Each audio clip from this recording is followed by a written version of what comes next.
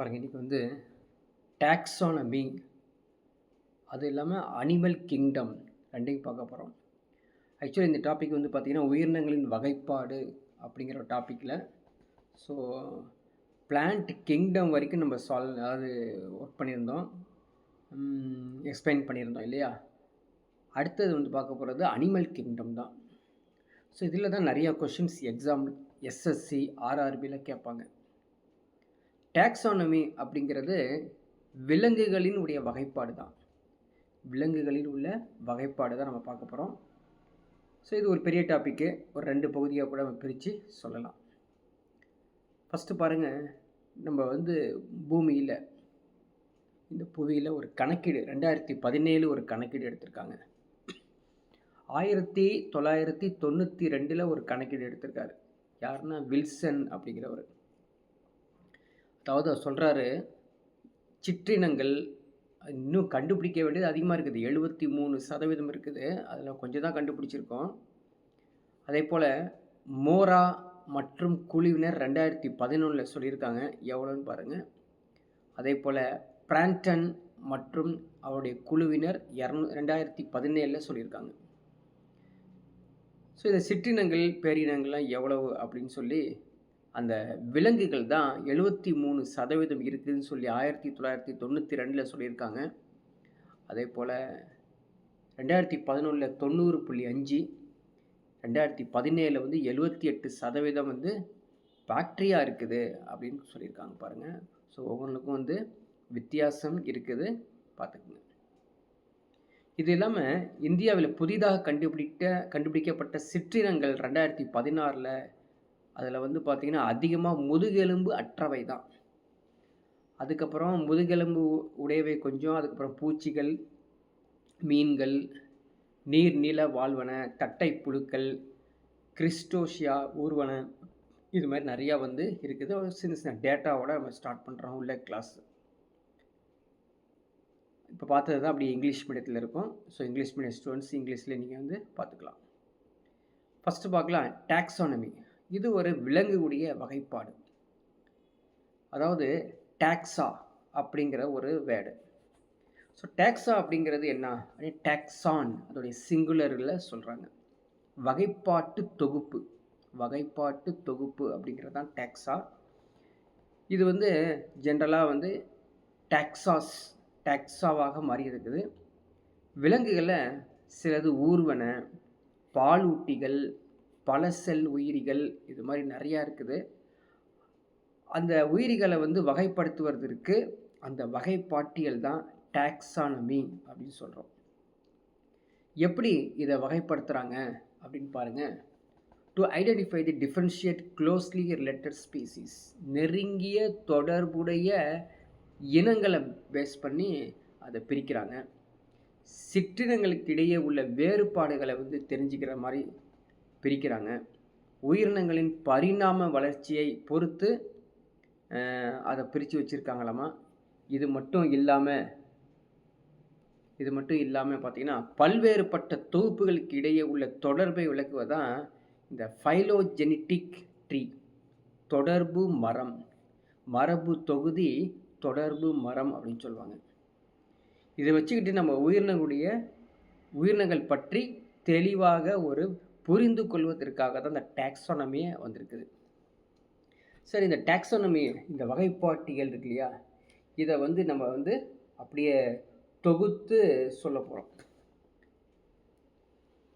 First பாருங்கள், இந்த 2 இருக்கும் பாருங்கள். டாக்ஸோனாமி, டாக்சிஸ் வரிசைப்படுத்துதல், நோமஸ் அப்படிங்கிறது அதுக்கு ஒரு சட்டத்தை கொடுக்கறது. அப்போது இந்த உலகில் உள்ள தாவரங்கள், விலங்குகள், நுண்ணுயிரிகள்லாம் இருக்குது பார்த்தீங்களா, இதெல்லாம் வந்து விலக்கி அது எங்கேன்னு கண்டுபிடிச்சி அதுக்கு நேம் கொடுத்து பேரிட்டு வகைப்படுத்துவது தான் இந்த டாக்ஸானமி. இது ஒரு அறிவியல், இது ஜென்ரலாக அறிவியல் பிரிவு. அகஸ்டின் பைராமஸ் டி கான்டோல் 1813 அவர் தான் வகைப்பாட்டியல் என்ற சொல்லை முதலில் அறிமுகப்படுத்தியவர். அதுக்கப்புறம் சில தத்துவங்கள், அதுக்கப்புறம் சில விதிமுறைகள், அப்புறம் இந்த ஃபஸ்ட்டு என்ன பண்ணுறாரு, அகஸ்டின் பைரமஸ் டி கண்ட்ரோல் அப்படிங்கிற வகைப்பாட்டு சொல்ல முதல்ல வந்து அறிமுகப்படுத்தினாரா. அதுக்கப்புறம் அரிஸ்டாட்டில் இவரை பற்றி சொல்லணும் அப்படின்னு பார்த்தீங்கன்னா, இவர் தான் வந்து அரிஸ்டோட்டில் இல்லையா, அரிஸ்டோட்டில் பாரம்பரிய வகைப்பாட்டியலின் தந்தை. இதெல்லாம் வந்து டைரக்ட் கொஷின்ஸ், இன்டைரக்ட் கொஷின்ஸில் வந்து கேட்பாங்க. த ஃபாதர் ஆஃப் டாக்ஸானமி கிளாசிக்கலில் இருக்கக்கூடியவர் யாருன்னா அரிஸ்டோட்டில் இல்லையா, அரிஸ்டோட்டில். இவருக்கு அப்புறம் கரோலஸ் லின்னயஸ் அப்படிங்கிறவர் நவீன வகைப்பாட்டிலுடைய தந்தை என்று பெயர். ஸோ இந்த நேம்கள்லாம் வந்து சிஸ்டமேட்டிக்காக நீங்கள் வந்து படித்து வச்சுக்கணும். இதை பேஸ் பண்ணி ஒரு சிஸ்டமேட்டிக் ரெடி பண்ணுறாங்க. சிஸ்டமேட்டிக்னா என்ன, இன தொடர்பு தொகுப்பு அமைப்பு, சரிங்களா. ஒரு சீக்வன்சஸாக வந்து வரிசைப்படுத்துகிறாங்க. இந்த சீக்வன்சஸ் வரிசைப்படுத்தும் போது எதை பயன்படுத்துகிறாங்க அப்படின்னு பார்த்தீங்கன்னா, அவங்களுடைய வரலாறு, சிற்றினங்களுடைய வரலாறு, பரிணாம வரலாறு, சூழ்நிலை தொடர்பு, சூழ்நிலை தக அமைப்பு, சிற்றினங்களுக்கு இடையே உள்ள தொடர்பு, இதை பயன்படுத்தி இந்த விலங்குகளுடைய வகைப்பாட்டியலை பிரிக்கிறாங்க. பிறகு ஃபைலோஜெனிட்டிக் அப்படின்னு சொல்லக்கூடிய மரபு தொகுதி தொடர்பு மூலமாகவும் அல்லது கிளாட்டிஸ்டிக் வகைப்பாடு, ஸோ கிளாட்டிஸ்டிக் கிளாசிஃபிகேஷன் என்று அழைக்கப்படும் இதன் மூலமாகவும் இந்த வகைப்பாடை வந்து பிரிக்கிறாங்க. இதுக்கு ஒரு தொடர்பு மரம் ஒன்று கொடுக்குறாங்க, மரபு தொகுதி தொடர்பு மரம், ஃபைலோஜெனிட்டிக் ட்ரீ. அதை உருவாக்கி கூட இதன் மூலமாகவும் இந்த விலங்குகளுடைய வகைப்பாட்டியலை புரிஞ்சிக்க முடியுது. அதுக்கப்புறம் எர்னஸ்ட் ஹேக்கலும் என்ன பண்ணுறாரு, மர வரைபடத்தை வரைஞ்சி இந்த விலங்குகளுடைய வகைப்பாட்டியலை வந்து புரிந்து கொள்ளுதல் வகையில் அவர் இருக்கார். பிறகு பாருங்கள், இந்த கார்லஸ் லின்னயஸ் அவர் தான் வந்து the father of modern taxonomy. அவருடைய வகைப்பாட்டியல் வந்து ஃபேமஸ், சரிங்களா. அவருடைய வகைப்பாட்டியல் வந்து ஃபேமஸாக இருக்கும். அவர் வந்து சொல்கிறது எல்லாமே ஒரு புதுமையாக இருக்கும். அதனால தான் வந்து அவருக்கு மாடர்னாக அவருக்கு வந்து நேம் உண்டு. மாடர்ன், புதுமையாக சொல்லுவார், நவீனமாக சொல்லுவார். இவர் என்ன பண்ணுறாரு அப்படி பார்த்தீங்கன்னா, கீழிறங்கு படிநிலையை உண்டாக்குது. கீழிறங்கு படிநிலை, அதாவது the development of hierarchical system of classification in nature. இயற்கையாகவே என்னென்னா வகைப்படுத்த முடியும் அப்படின்னு பண்ணுறாரு. அவர் ஒரு சில பேராமீட்டர்ஸ் எடுத்துக்கிறாரு. பேரலகு, டொமைன், பேரலகு அப்படிங்கிற ஒரு டொமைனை வந்து எடுத்துக்கிறாரு. அதுக்கப்புறம் உலகம், கிங்டம் அப்படின்னு எடுத்துக்கிறாரு. ஸோ உலகம், கிங்டம் எல்லாத்தையும் எடுத்துட்டு அதுக்கப்புறம் பிரிக்கிறார் அவர். தொகுதி, சரியா, வகுப்பு, வரிசை, குடும்பம், பேரினம், சிற்றினம். ஸோ ஃபஸ்ட்டு டொமைனுக்கு, கிங்டம்க்கு அப்புறம் phylum, class, order, family, genus and species. இப்படி வரிசையாக அவர் பிரிச்சுட்டு வராருங்க. இதுக்கப்புறம் தெர்மஸ் அக்வாடிகஸ் எனும் பாக்டீரியம் இருக்காமா, இது வந்து அதிக வெப்பநிலை தாங்கக்கூடியதாமா. இதோட டிஎன்ஏ பொறுத்த வரைக்கும் பாலிமரோஸ் நொதியில் உருவானது. முதலில் இந்த பாக்டீரியாவில் இருந்தால் பிரிக்கப்பட்டது. இந்த நொதி டிஎன்ஏ நகல் பெருக்கம் நடைபெற உதவும் பிசிஆர்னா என்ன அப்படின்னு பாருங்கள், பாலிமரைஸ் செயின் ரியாக்ஷன், பாலிமரைஸ் சங்கிலி வினை. ஸோ இது உங்களுக்கு தெரியுமா அப்படிங்கிற ஒரு சாதாரண 7th 8th புக்கில் கொடுக்கப்பட்டுள்ளது. இதையும் படித்து வச்சுக்க, எக்ஸாம்பிளில் கேட்பாங்க. ஒரு முக்கியமாக இந்த உலகத்தை பெருக்கும் பொழுது 3 பேருலகத்தை காரல் வைஸ் அப்படிங்கிறவர் 1977 3 டொமைன்ஸை பிரிக்கிறாருங்க. ஒன்று வந்து archaea, bacteria, eukarya. Archaea, bacteria, eukarya. ஆக்ரியானா எக்ஸ் ரிமோஃபிலஸ்.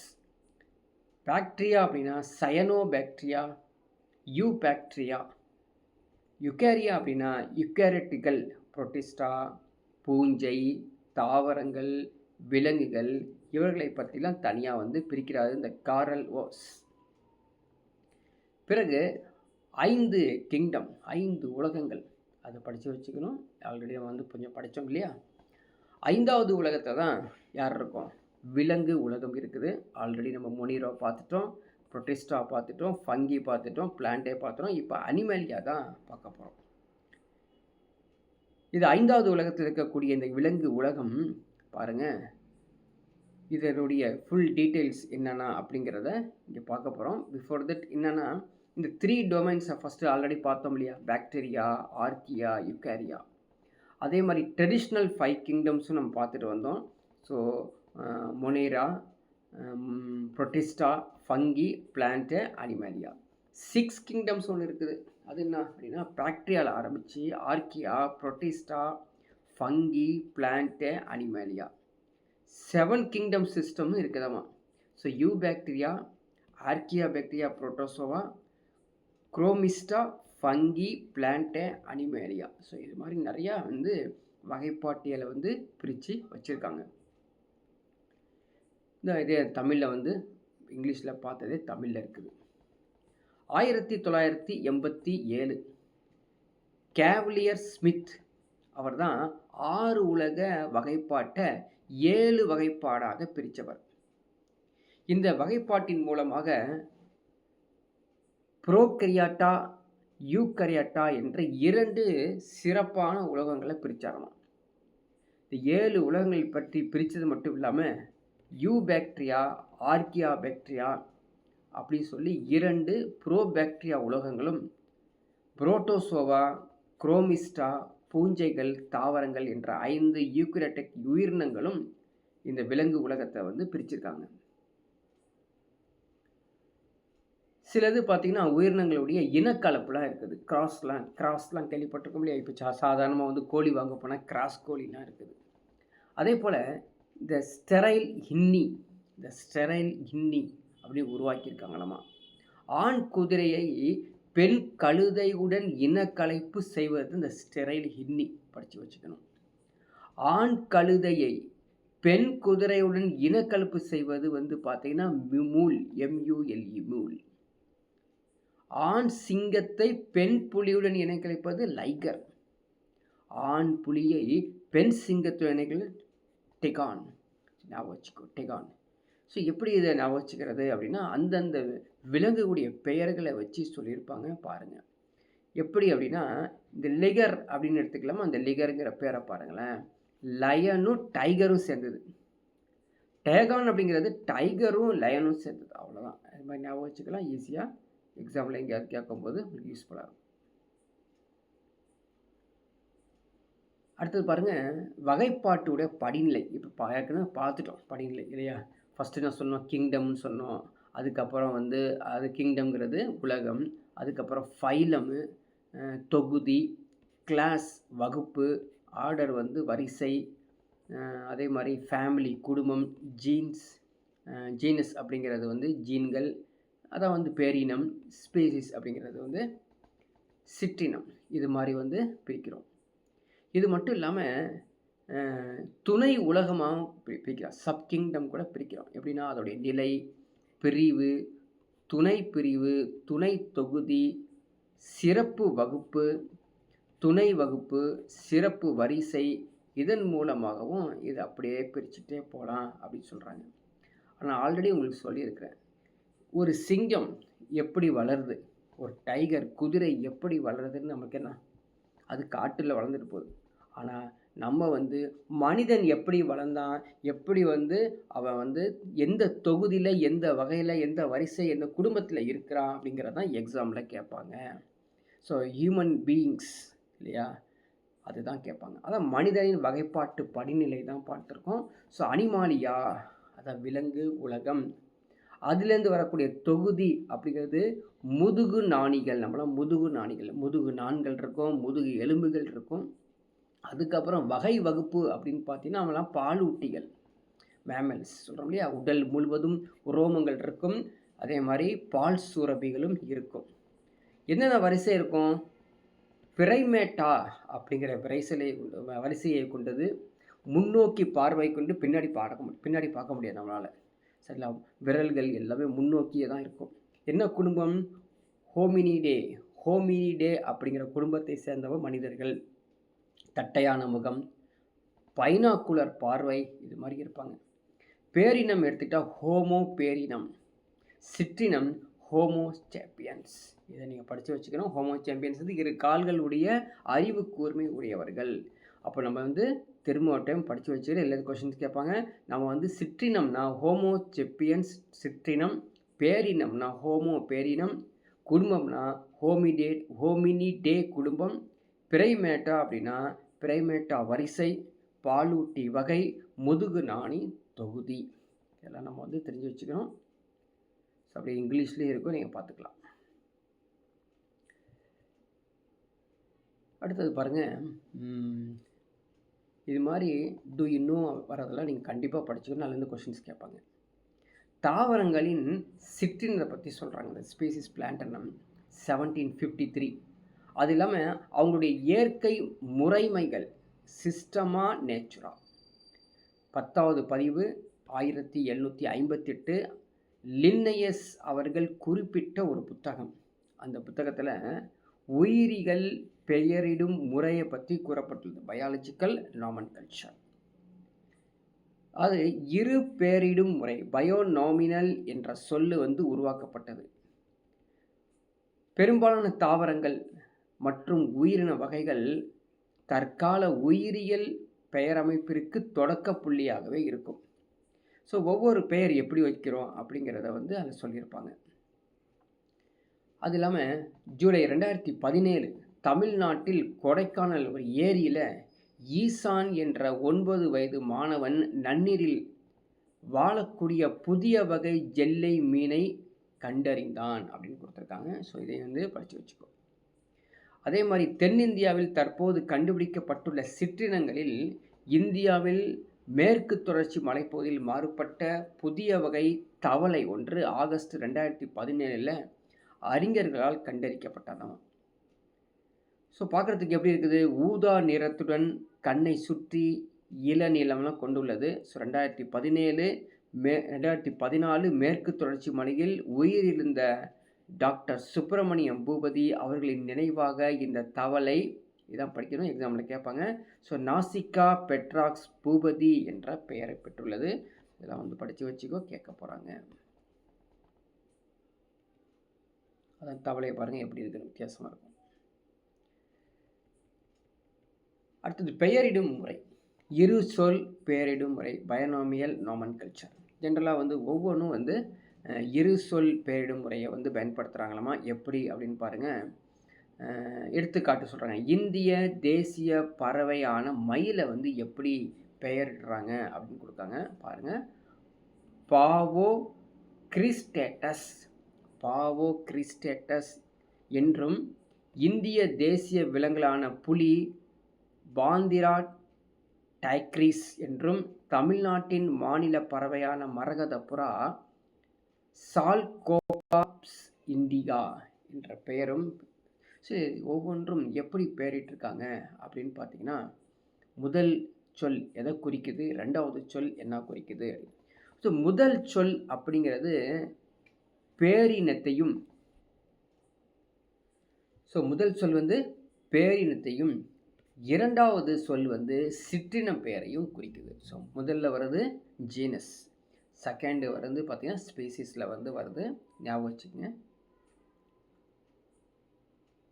அதே மாதிரி ட்ரைனோமினல் நாமன்கல்ச்சர், ஸோ முப்பெயரிடும் முறை. இதை வந்து பார்த்திங்கன்னா, இதை அறிமுகப்படுத்தியவர் யார் அப்படின்னு பார்த்தீங்கன்னா ஹக்ஸ்லி மற்றும் ஸ்ட்ரிக்லேண்ட்ஸ் அவர் தான் வந்து இன்ட்ரடியூஸ் பண்ணுறாரு. இதில் வந்து பார்த்திங்கன்னா ட்ரைனோமென் என்ற 3 பெயர்கள் குறிப்பிடப்பட்டுள்ளது. என்னென்ன பெயர்னு பாருங்கள். பேரின பெயர், சிற்றின பெயர், துணை சிற்றின பெயர், இந்த 3 பெயர்கள் கொடுக்கப்பட்டுள்ளது. So generic name, species name, subspecies name. So example கொடுத்துருப்பாங்க.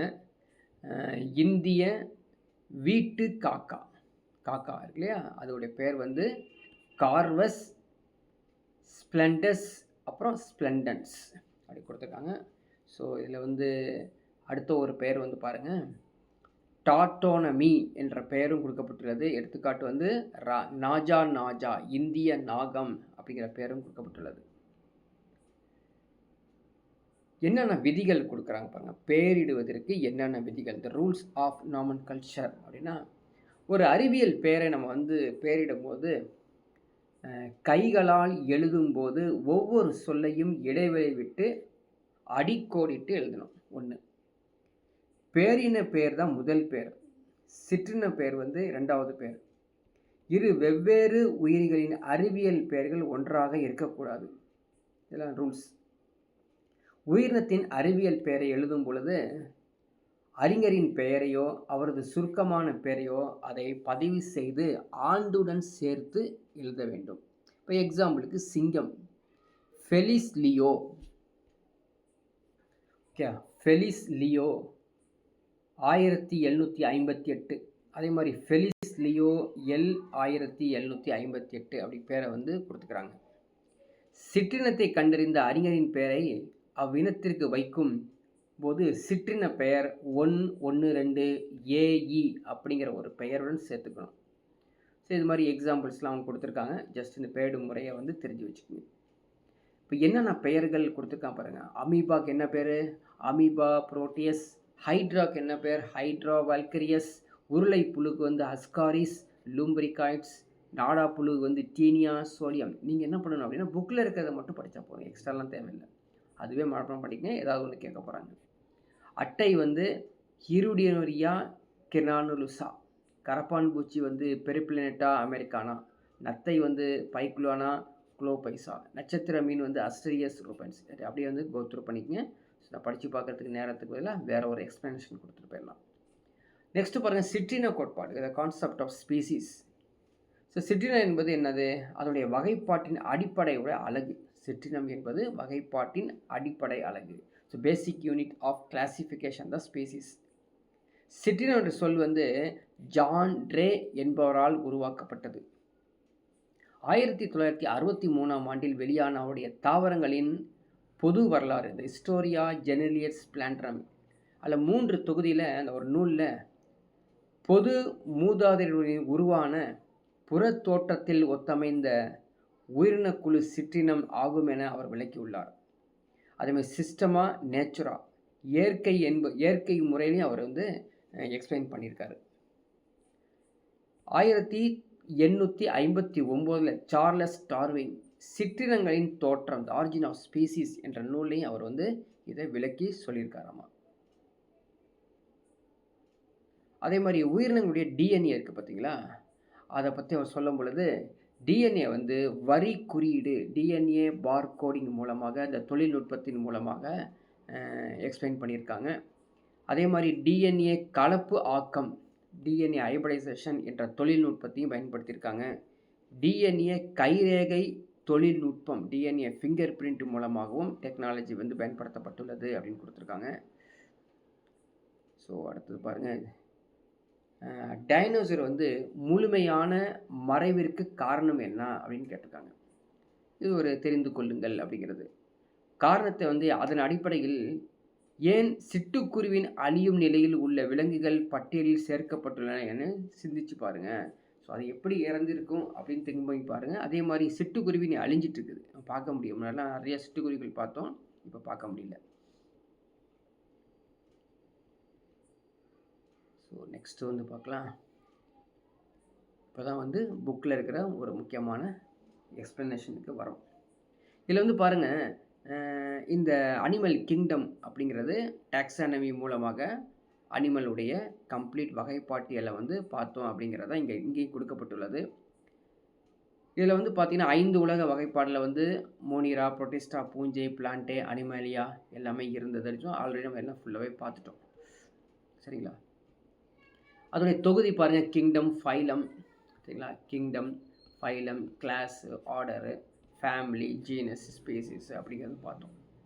என்னென்ன பேசிக் கிளாசிஃபிகேஷன், அதோடைய வகைப்பாட்டு அப்படிங்கிறது எல்லாம் பார்த்துட்டோம்.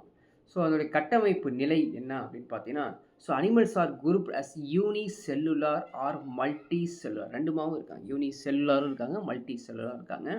அவங்கள வந்து எப்படி இருக்கும், செல்கள், திசுக்கள், உறுப்புகள், உறுப்பு மண்டலங்கள் இது போல தான் வந்து பல உயிரிகள், ஒரு செல் உயிரிகள் காணப்படுது.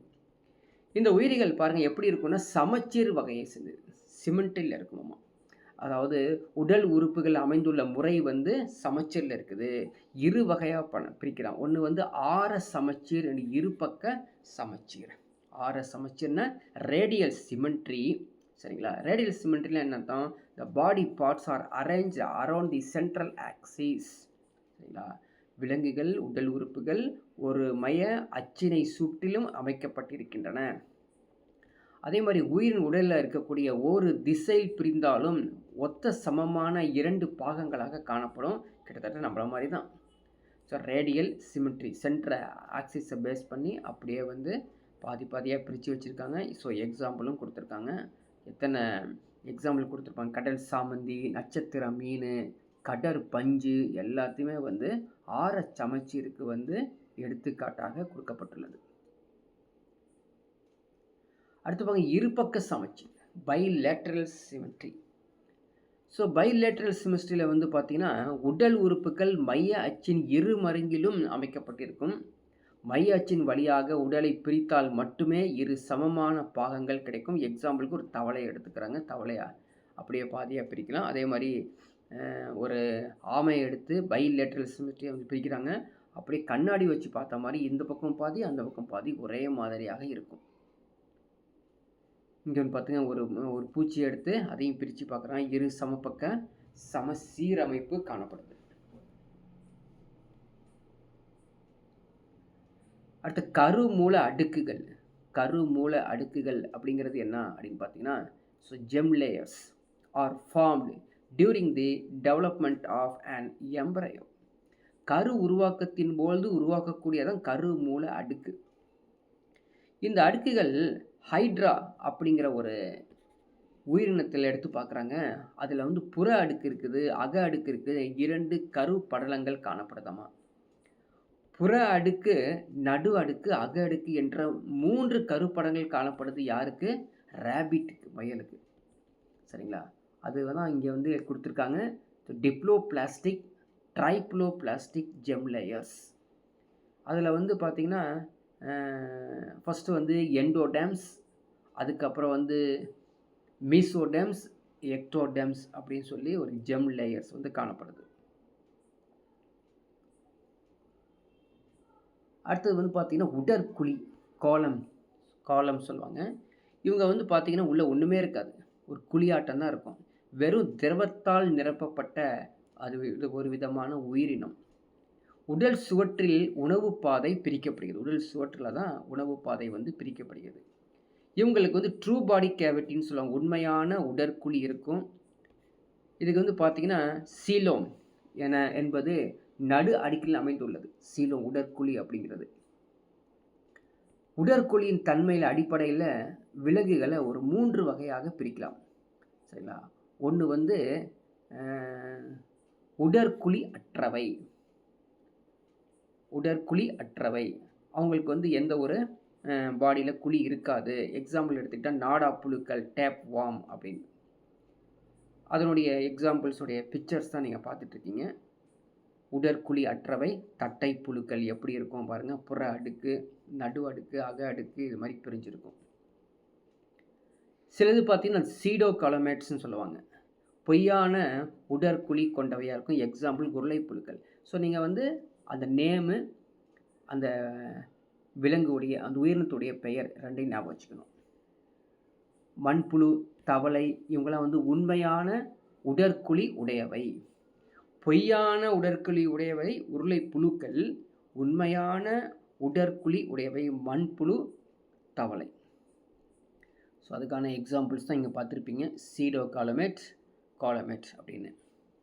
இவங்களாம் வந்து பார்த்திங்கன்னா அனிலைட்ஸு, ஆந்த்ரோபோடஸ், மொலிஸ்கஸ், எக்னோடெம்ஸ், அதே மாதிரி கார்டேட்ஸ் இவங்களாம் வந்து காலமேட்டில் உண்மையான உடற்குழி உள்ளவைகள்.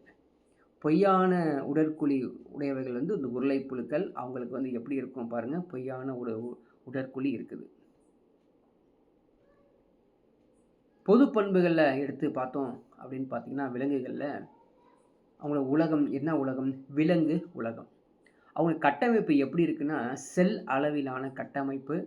அதே மாரி திசு, உறுப்பு மண்டல அளவுல கட்டமைப்பு. சமச்சீர் அமைப்புல பார்த்தோம்னா, ஆர சமச்சீர்ல இருக்காங்க. இருபக்க சமச்சீர்ல இருக்காங்க. ஆர சமச்சீர், இருபக்க சமச்சீர். உடற்குழிய பத்தி பார்த்தோம். உடற்சீலம் வச்சு பார்த்தோம் அப்படின்னா, சிலது வந்து உடற்குழி அற்றவையா இருக்குது. சிலது வந்து போலியா இருக்குது, உண்மையா இருக்குது. சரி. இப்போ வந்து பார்க்கலாம் எக்ஸாம்பிள் முக்கியமானது. சரியா? செல் அளவிலான கட்டமைப்பில் இருக்கக்கூடிய தொகுதிகள் வந்து துளை உடலிகள் அப்படின்னு அர்த்தம். ஆரச்சீர் அமைப்பில் இருக்கவங்க வந்து குழி உடலிகள் நிட்டேரியா. உடற்குழி அற்றவை வந்து தட்டை புழுக்கள். இருபக்க சமச்சீரில் வந்து போலியில் இருந்தாங்கன்னா உருளை புழுக்கள். உண்மையாக இருந்தாங்கன்னா வலைதசை புழுக்கள், கணுக்கள், மெல்லுயிர்கள், முத்தோலிகள், அரைநாணிகள், முதுகு நாணிகள். ஸோ இங்கிலீஷ் மீடியம் ஸ்டூடெண்ட்ஸ் இங்கிலீஷ்லேயும் படித்து வச்சுக்கணும். சரிங்களா? அதில் நேம்ஸே கொஞ்சம் டிஃப்ரெண்ட்டாக இருக்கும். இங்கிலீஷ் மீடியம் ஸ்டூடெண்ட்ஸ் இங்கிலீஷ்லேயும் படித்து வச்சுக்கணும். இப்போ இந்த முதுகு நாண் உடையவங்க இருக்காங்க இல்லையா? அதாவது இந்த நோட்ரோகார்ட், அதே மாதிரி அனிமல் கிங்டம் வந்து 2 மெயின் குரூப்ஸாக பிரிச்சிடுறாங்க. The presence and absence of notochord. முதுகு நாண் அடிப்படையை கொண்டு 2ஆக பிரிக்கிறாங்க. ஒன்று வந்து இன்வெர்டிபிரேட்டா கார்டேட்டா, முதுகு நாண் அற்றவை. சரிங்களா? இன்வெர்டிபிரேட்டா. கார்டேட்டா அப்படின்னா ப்ரோ கார்டேட்டா, வெர்டிபிரேட்டா, இப்படி 2ஆக பிரிக்கிறாங்க. கார்டேட்டா அப்படிங்கிறது முதுகு நாண் உள்ளவை. ப்ரோ கார்டேட்டா அப்படிங்கிறது வந்து முதல் முதுகு நாண் உள்ளவை. வெர்டிபிரேட்டா அப்படிங்கிறது முதுகு எலும்பி. இதை வச்சுக்கிட்டே நம்ம வந்து பிரிக்கிறோம். ஃபஸ்ட்டு பாருங்கள், இன்வெர்டிபிரேட்டா முதுகு நாண் அற்றவை. இவங்களுடைய தொகுதி என்ன அப்படின்னு பார்த்தீங்கன்னா, துளை உடலிகள், பொரிஃபெரா அப்படிங்கிற ஒரு தொகுதி தான் இந்த இன்வெர்டிபிரேட்டா முதுகு நாண் அற்றவை. இவை பல செல்களால் ஆனது. இயங்கும் தன்மை அற்ற ஒரு நீர்வாழ் உயிரிலி.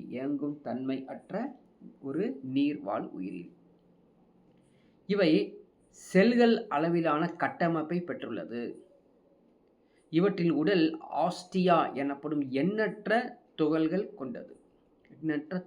கொண்டது. எல்லாமே நீரோட்ட மண்டலமாக காணப்படும். ஃபுல்லாக வந்து கேனல் சிஸ்டம்.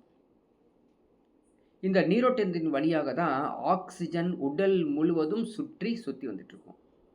எக்ஸாம்பிளுக்கு என்ன அப்படின்னு பாருங்க, யூபி லெக்டலா சைக்கான். யூபி லெக்டலா அப்படிங்கிற சைக்கான் 2 முக்கியமான ஒரு உயிரினம். யூபி லெக்டலா பாருங்க எப்படி இருக்காங்க, சைக்கான் எப்படி இருக்காங்க. அடுத்தது பாருங்க, அடுத்த ஒரு தொகுதி குழி உடலிகள். காலன்டெரட்டா சீலன்டெரட்டா இல்லையா? சீலன்டெரட்டா அது நிட்டேரியா அப்படின்னு சொல்லுவாங்க. இந்த குழி உடலிகள் பேசிக்கலி எப்படி இருப்பாங்கன்னா, நீர் வாழ்வனவை. பெரும்பாலும் இவை வந்து கடல் மற்றும் சில நிலைகளை வந்து வாழக்கூடியவங்க தான். இவங்க எப்படி இருப்பாங்க? பலசில், ஆர சமச்சீர், திசு அளவிலான கட்டமைப்பை கொண்டுள்ளவங்க. உடல் சோற்றில் வந்து எக்டோடெம் புற அடுக்கு காணப்படும். அதே மாதிரி எண்டோடெம் அக அடுக்கும் காணப்படும். இவங்க வந்து பார்த்திங்கன்னா மீசோகிலியா அப்படின்னு சொல்லி செல்களால் ஆக்கப்படாத ஒரு கூழ்மம் பொருள் போல காணப்படுவாங்க. எக்ஸாம்பிளுக்கு பாருங்கள், ஜெல்லி மீன். ஸோ ஜெல்லி மீன் இந்த வகையை சேர்ந்தது. அது இல்லாமல் ஆடம்சியா, பென்னாச்சுலா, பைசாலியா, மியான்ட்ரினா இதெல்லாம் வந்து இந்த வகையை சேர்ந்தவங்க. தட்டை புழுக்கள் அடுத்தது பிளான்டிஹெல்மின்தஸ். உங்களுடைய ஃபைலம் வந்து பிளான்டிஹெல்மின்தஸ். இரு சமபக்க சமச்சீருடைய அடுக்கு கொண்ட உடற்குழி அற்ற விலங்கு. இவங்க வந்து பெரும்பாலும் ஒரு ஒட்டுண்ணிகள். பேராசிட்டிக். இவங்க வந்து உறிஞ்சிகள், கொக்கிகள் போல இவங்க வாழுவாங்க. எக்ஸாம்பிளுக்கு பாருங்கள், கல்லீரல் புழு, கல்லீரலில் புழு இருக்குது, கல்லீரல் புழு, நாடா புழு. So liver fluke, tape worm இதெல்லாம் வந்து இந்த தொகுதியை சேர்ந்தவங்க. ஸோ அடுத்த ஒரு தொகுதி பாருங்கள், அடுத்த ஒரு தொகுதி வந்து அன்னிலிடாவா. அடுத்த ஒரு தொகுதி பார்த்துக்க ஒரு நிமிஷம் வெயிட் பண்ணுங்கள், ஃபாஸ்ட்டாக போயிடுச்சு. அடுத்த ஒரு தொகுதி வந்து நிமடேட்டா அப்படின்னு சொல்லுவாங்க. இவங்க உருளை புழுக்கள், இரு பக்க சமச்சீர், மூவடுக்குகள் கொண்டது, பொய்யான உடற்குழிகள் உள்ளவை. இவங்க வந்து உடல் உருளை வடிவிலும் இரு முனைகளும் கூர்மையாக காணப்படும், கண்டங்கள் அற்ற மேற்புறத்தில் காணப்படும். எக்ஸாம்பிளுக்கு பாருங்கள், அஸ்காரிஸ் உச்சேரியா. ஸோ இவங்க ஆணாக இருக்கும்போது எப்படி இருக்காங்க, பெண்ணாக இருக்கும்போது எப்படி இருக்காங்க கூட தெரியுது. அடுத்ததான் அன்னலிடா, வலைதசை புழுக்கள் அன்னலிடா.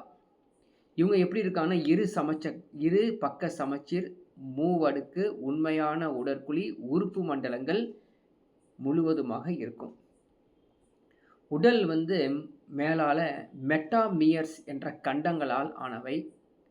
இவங்க பேசிக்கலி அந்நுழி அப்படின்னு சொல்லுவாங்க. இவங்களை வந்து பேசிக்கலி அந்நுழி அப்படின்னு. இதனுடைய உடல்கள் வந்து கியூட்டிகள் என்னும் ஈரப்பசை மிக்க உரையால் காணப்படுகிறதமா.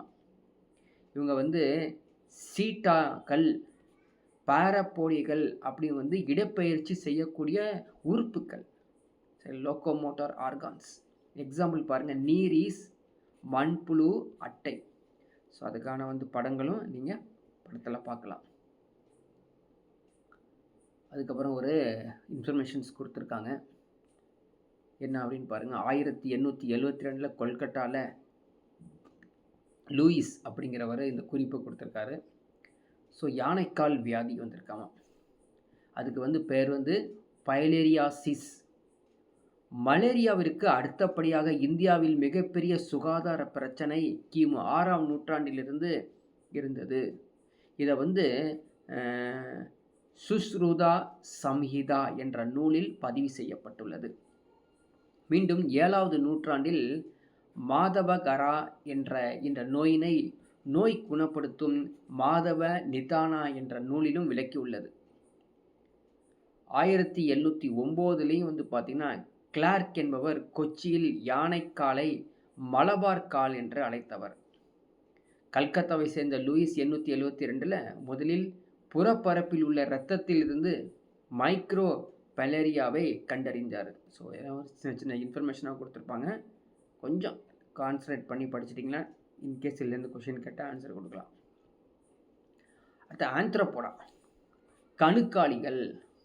சரிங்களா, இவங்க வந்து மிகப்பெரிய தொகுதி, இரு பக்க சமச்சீரும் கொண்டது, மூவடுக்கு இருப்பாங்க, உண்மையான உடற்குழி இருப்பாங்க. சரிங்களா, இவங்களுக்கு பார்க்குறதுக்கு உடல், தலை, மார்பு, வயிறு அப்படின்னு தனித்தனியாக பிரிக்கப்பட்டிருக்கும். இவங்களுடைய கண்டம் வந்து ஒரு ஜோடி இணைப்பு கால்களால் ஆனது. சரிங்களா, இவங்க வந்து எக்ஸாம்பிள் என்ன, கணுக்காலிகளுடைய எக்ஸாம்பிள் இப்போ நமக்கு ஆல்ரெடி கேள்விப்பட்டிருப்போம். சரிங்களா, இவங்க வந்து ஓப்பன் சர்க்குலரி சிஸ்டத்தில் வாழக்கூடியவங்க. இவங்களுடைய எக்ஸாம்பிள் பார்த்துங்க, ஈரால், நண்டு, கரப்பான் பூச்சி, மரவட்டை, PRAN, crop, cockroach, பில்லிப்பிடி, சென்டிபிடி, spider, scorpion. இவங்கெல்லாம் வந்து எக்ஸாம்பிள்ஸ் ஆஃப் கணுக்காலிகள். அடுத்தது பாருங்கள், இந்த ஸ்பைடர் சில்க், சிலந்தி பட்டு அப்படிங்கிற நூலானது அதே குறுக்களவை கொண்ட எக்கை விட 5 மடங்கு உறுதியானது. பென்சிலின் அளவு கொண்ட இலையானது போயிங் 747 விமானத்தை இழுத்து நிறுத்தக்கூடிய அளவுக்கு அது வந்து பயங்கர உறுதியானதமா.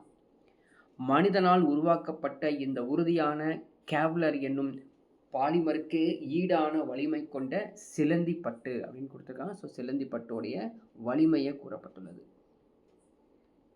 அடுத்து பாருங்க, மொலுஸ்கா. அடுத்தது வந்து mollusca, the soft body animals. Mollusca, மெல்லுடிகள், ரொம்ப சாஃப்டாக இருப்பாங்க.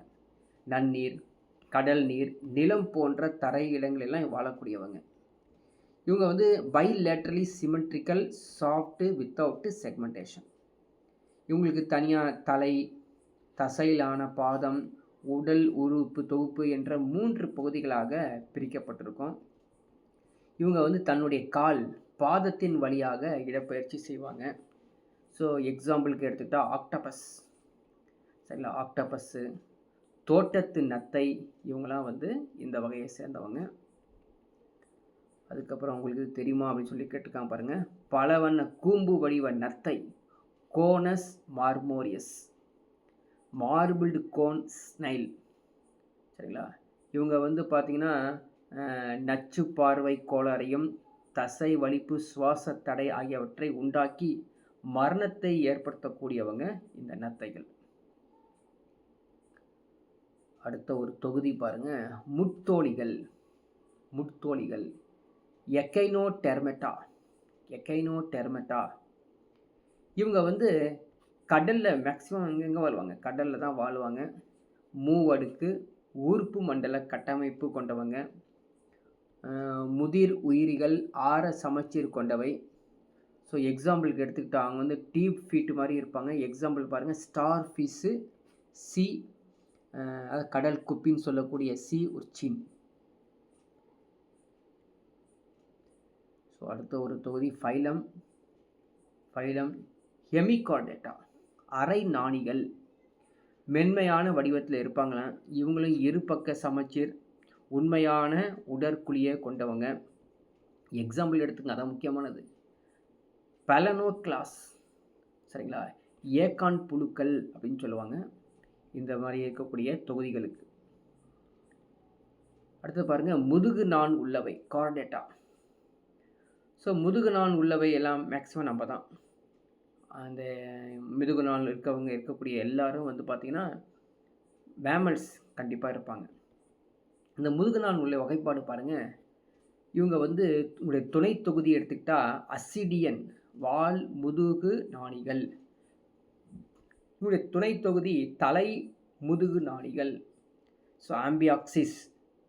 துணை தொகுதி முதுகெலும்பியில் தான் 2 பிரிச்சுருக்காங்க, தாடை அற்ற, தாடை உள்ள. தாடை அற்றல யாருன்னா லாம்பரோ ஹாக்மீன். தாடை உள்ள முதுகெலும்பிகள் தான் பாருங்க, மீன்கள், இருவாழ்விகள், ஊர்வன, பரப்பன, பால் ஊட்டிகள். அப்படி இங்கிலீஷ்லேயும் இருக்கும், நீங்கள் அதை பார்த்துக்கணும். இப்போ 2க்கும் பிரிக்கிறாங்க. முதுகு நான் உள்ளவைக்கும் முதுகு நான் இல்லாததுக்கும் என்ன வித்தியாசம்? முதுகு நான் இருக்கும், முதுகு நான் இருக்காது. முதுகுப்புறத்தில் ஒற்றை நரம்பு வடம் இருக்கும், சரிங்களா? ஒற்றை நரம்பு வடம் இருக்கும். இங்கே என்னென்னா இணை வயிற்று புற திட நரம்பு இருக்கும். அங்கே ஒற்றையாக இருக்கும், இங்கே இணைன்னு அர்த்தம், ஜோடியாக இருக்கும்னு அர்த்தம். தொண்டை செவில் இருக்கும், இங்கே செவில் பிளவுகள் இல்லை. இதயம் வயிற்றுப்பாதையெல்லாம் காணப்படும், இதுக்கெல்லாம் இதயம்லாம் இருக்காது. அதே மாதிரி அவங்களுக்கு வந்து போஸ்ட் அண்ட் டைல், அதாவது மலத்துளைகள் இருக்கும், இங்கே அதெல்லாம் இருக்காது. உணவு குழல் நரம்பு எல்லாமே இங்கே காணப்படும், இங்கெல்லாம் இருக்காது. அது உணவுக்குள் நரம்புலாம் வடத்திற்கு மேலாக காணப்படும். So English medium students English மீடியத்துலையும் இதை கோத்ரூ பண்ணிக்கலாம். அடுத்து பாருங்கள், ப்ரோகார்டேட்டா, முன் முதுகு நான் உள்ளவை. இவங்க பேசிக்கலி முதுகெலும்பிகள், இவங்க தான் முதுகெலும்பிகள். இந்த முதுகெலும்பிகள் வால் முதுகு நாணிகள் சொல்லுவாங்க, யூரோகார்டேட்டா. தலை முதுகு நாணிகள் செப்பலோகார்டேட்டா. 2 ஆச்சு. செப்பலோ அப்படின்னாலே தலை. அடுத்தது பாருங்கள், துணை தொகுதி வால் முதுகு நாணிகள். இவங்க வந்து பார்த்திங்கன்னா தனித்து வாழக்கூடியவங்க. அதே மாதிரி முதிர் உயிர்கள் இயல்பான அமைப்பை கொண்டுள்ளவங்க. உடலை சுற்றிலும் டியூனிக் எனும் உரை வந்து காணப்படும். எக்ஸாம்பிளுக்கு எடுத்துக்கங்க, நேராக எக்ஸாம்பிளுக்கு வந்துடுங்க. எக்ஸாம்பிள் என்ன? அசிடியன். ஸோ நீங்கள் படிக்கும்போது ஒவ்வொன்றிலையும் வந்து துணை தொகுதி வால் முதுகு நாணிகள் எக்ஸாம்பிள் வந்து அசிடியன் அப்படின்னு படிக்கணும். அதே மாதிரி சப்ஃபைலம் செஃபலோகார்டேட்டா, தலை முதுகு நாடிகளுக்கு எக்ஸாம்பிள் வந்து ஆம்பியாக்சியஸ். ஸோ அதோடைய படமும் நீங்கள் பார்க்கலாம். அடுத்தது பாருங்கள், முதுகெலும்பிகள் வெர்டிபிரேட்டா. ஸோ வெர்டிபிரேட்டா அவங்கள அசோஷியல் விலங்கு போல் காணப்படுவாங்க. முதுகெலும்பு இருக்கும், எல்லாமே இருக்கும். இவங்க வந்து 6 வகுப்புகளாக பிரிக்கப்பட்டுள்ளது முதுகு எலும்பிகளுக்கு. முதல் வகுப்பு பாருங்கள், வட்ட வாய் உடையன, சைக்ளோஸ்டொமேட்டா. ஸோ வாய் துவாரம் இருக்கும், வாய் இருக்கும், அசோஷுவல் ஸ்கின் இருக்கும், ஸ்லிமியாக இருப்பாங்க, தோல் எல்லாமே அசோஷுவலாக காணப்படும். எக்ஸாம்பிளுக்கு வந்து ஹேக்மின் லாம்ப்ரே. எல்லாத்துக்கும் நேமு எக்ஸாம்பிள் இதை மட்டுமே நீங்கள் அதிகமாக கான்சன்ட்ரேட் பண்ணிக்கோங்க. வேறு டீட்டெயிலாக உள்ளே போக வேண்டாம். அதே மாதிரி அடுத்தது பாருங்கள், ஃபிஷ்ஷஸ்னால் மீன்கள். ஸோ மீன்கள் பற்றி தெரியும். இவங்க வந்து ஜென்ரலி எப்படி இருப்பாங்க, போட் டைப்பில் இருப்பாங்க. இவங்க வந்து உடல் படகு போன்ற காணப்படும். தலை, உடல், வால் 3 பகுதிகள் அசோஷுவலாக காணப்படும். பாடி கவர் ஆகும் அசோஷுவலாக. எல்லாமே நம்ம பார்த்துருக்கோம், ஈஸியாக நம்ம ஞாபகம் வச்சுக்கலாம்.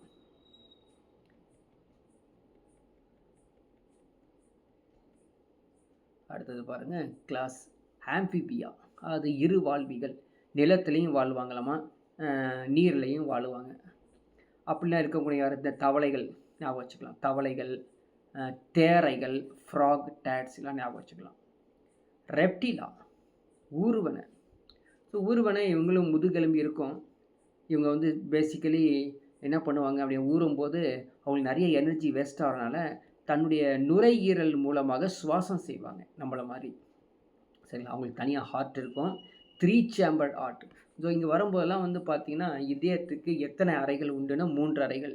அப்போது யாருக்கெல்லாம் வந்து 3 அறைகள் இருக்கும், யாருக்கெல்லாம் 2 அறைகள் இருக்கும், யாருக்கெல்லாம் வந்து 4 அறைகள் இருக்கும், இதெல்லாம் வந்து நீ படித்து வச்சுக்கணும். சரிங்களா? ஆனால் இதிலே வந்து ஊர்வனில் முதலை இருக்கான் பார்த்தீங்களா, அவங்களுக்கு மட்டும் 4 அறைகள். ஏன்னா வந்து பயங்கரமாக ஃபோர்ஸாக போய் பிடிப்பான் இல்லையா, அதுக்காக இதயம் வந்து ஸ்ட்ராங்காக இருக்கணும் அப்படின்னு 4 அறைகள் கொடுக்கப்பட்டுள்ளது. ஸோ எக்ஸாம்பிள் பாருங்கள், கேலோட்டிஸ், ஓனான், லிசார்டு, பல்லி, ஸ்னாக், பாம்பு, ஆமை இல்லை ஞாபகம் வச்சுக்கோங்க, 3 அறைகள்.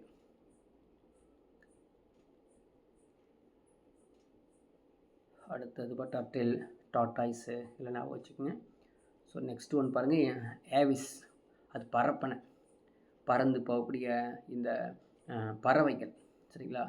இவங்க பேசிக்கலி எதுங்க, வெப்ப ரத்த பிராணி. ஸோ ஹோமியோதெர்மிக் ஆர்கனிசம் அப்படின்னு சொல்லுவோம். இவங்களுக்கு அசோஷியல் நம்ம எப்படி இருப்பாங்க அப்படிங்கிறது தெரியும். இவங்களுக்கு சிறகுகள்லாம் இருக்குது, இறகுகள் மூலமாக பறந்து மேலே போயிட்டுருக்காங்க. இவங்களுடைய நுரையீரல் எப்படி இருக்கும், நுரையீரல் மூலமாக சுவாசிப்பாங்க. எலும்புகள் மென்மையாக இருக்கும். எலும்புகளின் வந்து காற்றைகள், நியூமேட்டிக் போன்ஸ் வந்து காணப்படும். முட்டைகளை அதிக அளவு வந்து கரு உணவு கொண்டவை, லேட்டன் எக்ஸ் கொண்டது. எக்ஸாம்பிளுக்கு வந்து பேரட், கிளி, க்ரோ, காகம், ஈகிள், கரு, பீஜியான், புறா, ஆஸ்ட்ரிச் வந்து நெருப்புக்கோழி. ஸோ இதை வந்து உங்களுக்கு தெரியுமான்னு கேட்டிருக்காங்க, அதையும் வந்து கோத்ரூ பண்ணிக்கோங்க. ஸோ இது இல்லாமல் எக்ஸ்ட்ரா இன்ஃபர்மேஷன்ஸ் கொடுத்துருப்பாங்க, அதையும் பார்த்துக்கோ. கடைசியாக வந்து மேமலியாஸ். சரிங்களா? பால் ஊட்டிகள். இவங்களை வந்து வெப்ப ரத்த விலங்கு, நம்மளை தான் வெப்ப ரத்த விலங்கு. இவங்க தலை, கழுத்து, வால் எல்லாமே வந்து தனித்தனியாக காணப்படும், ஈஸியாக கண்டுபிடிக்க முடியும். இதயம் பாருங்கள், 4 அறைகள் கொண்ட இதயம். ஸோ நீங்கள் வந்து எக்ஸாம்பிள் எடுத்துக்கிட்டு அந்த எக்ஸாம்பிளில் வந்து பேஸ் பண்ணி அவங்களுடைய இதயம் வந்து எத்தனை அறைகள் அப்படின்னு பார்த்துக்கணும். So rabbit, rate. சரிங்களா? ரேபிட்லாம் பார்த்திங்கன்னா அடிக்கடி வந்து பயப்படும். சரிங்களா? அதனால் வந்து அதுக்கு வந்து 4 அறை கொண்ட இதயம் கொடுத்துருக்காங்க. பயந்தாலும் இதயம் எதுவும் பாதிக்கக்கூடாது அப்படின்னு. ஸோ எலி, முயல், மனிதன் எல்லாமே வந்து 4 அறை இதயம் கொண்டவை. ஸோ இப்போ பார்த்து பாருங்கள், இந்தியன் பயோடைவர்சிட்டி டேட்டா வந்து கம்பேர் பண்ணும்போது ஸ்பீசிஸ் 2014 டீட்டெயில்ஸ் வந்து கொடுத்துருக்காங்க. 94% வந்து இந்தியன் ஸ்பீசிஸ் இருக்குது. வேர்ல்டு ஸ்பீசிஸில் வந்து 94%, நம்மளுக்கு 6% தான் இருக்குது இந்தியன் ஸ்பீசிஸ். ஸோ இதோட கம்ப்ளீட் டாபிக் வந்து முடிஞ்சிடும். நீங்களும் இந்த புக் எடுத்து கம்ப்ளீட் டீட்டெயில்ஸ் படித்து வச்சிங்க. ஹியூமன் பீயிங்ஸ் ரிலேட்டடாக படிச்சுங்க. நெக்ஸ்ட் கிளாஸில்